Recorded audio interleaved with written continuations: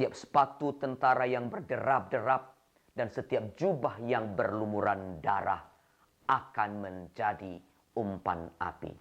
Yesaya pasal 9 ayat yang keempat. Sahabat GKI, Allah yang kita percaya adalah Allah yang anti pada kekerasan. Setidaknya itulah yang dicatat dalam Yesaya pasal 9 ayat 4. Saya ulangi. Sebab setiap sepatu tentara yang berderap-derap dan setiap jubah yang berlumuran darah akan menjadi umpan api. Tindak kekerasan bukan hanya tidak disukai oleh Allah, melainkan dilawan oleh Tuhan. Para pelaku kekerasan dengan segala peralatan yang mereka miliki, yang mereka pakai untuk melakukan tindak kekerasan itu akan dimusnahkan, akan dihancurkan oleh Tuhan. Dalam rangka melawan kekerasan itu, Tuhan mengirimkan seorang dari keturunan Daud untuk mewujudkannya. Sebab seorang anak telah lahir untuk kita, lambang pemerintahan ada di atas bahunya, dan namanya disebutkan orang, penasihat ajaib, Allah yang perkasa, Bapa yang kekal, Raja damai. Besar kekuasaannya, dan damai sejahtera tidak akan berkesudahan di atas takhta Daud dan di dalam kerajaannya. Yesaya pasal 9 ayat 5-6. Kita semua percaya dalam iman bahwa nubuat ini telah tergenapi secara sempurna di dalam diri Tuhan kita Yesus Kristus. Tuhan Yesus datang ke dalam dunia ini untuk memberikan keselamatan dan damai sejahtera bagi seluruh umat manusia, bahkan bagi semua makhluk. Dalam mewujudkan damai sejahtera itu, Tuhan Yesus menentang segala bentuk kekerasan.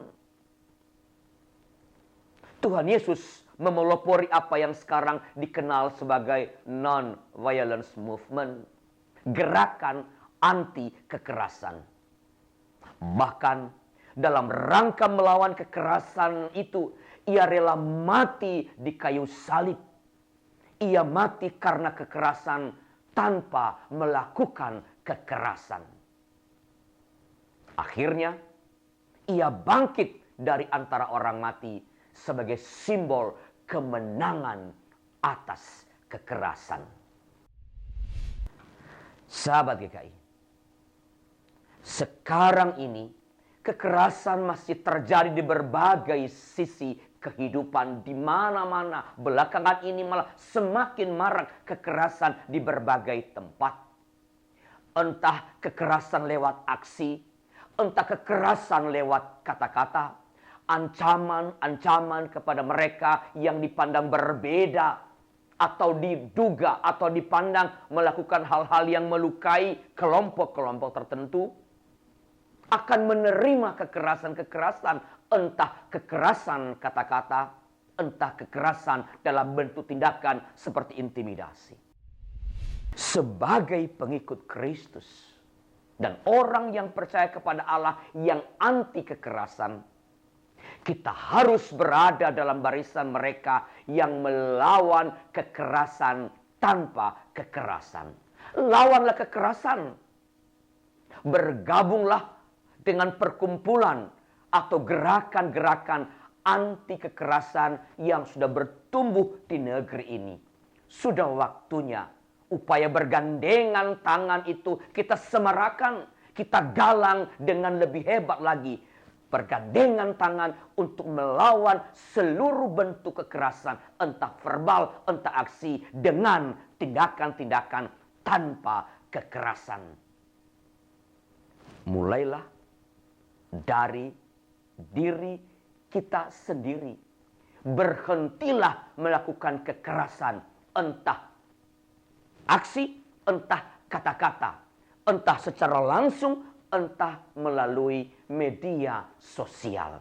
Berhentilah melakukan kekerasan dan bergabunglah dengan seluruh sahabat-sahabat di negeri ini yang sekarang tumbuh di mana-mana, yang bergerak untuk melawan kekerasan tanpa kekerasan. Terima kasih sudah menyaksikan program ini. Bila program ini memberkati saudara, silakan bagikan kepada rekan-rekan di jejaring sosial yang saudara miliki. Jangan lupa bergabunglah dalam channel khusus Sinode GKI di YouTube, like fanpage, follow Twitter dan Instagram, serta kunjungi website Sinode GKI. Saya Arlianus Larosa, salam GKI, Genta Kasih Indonesia. Tuhan memberkati kita.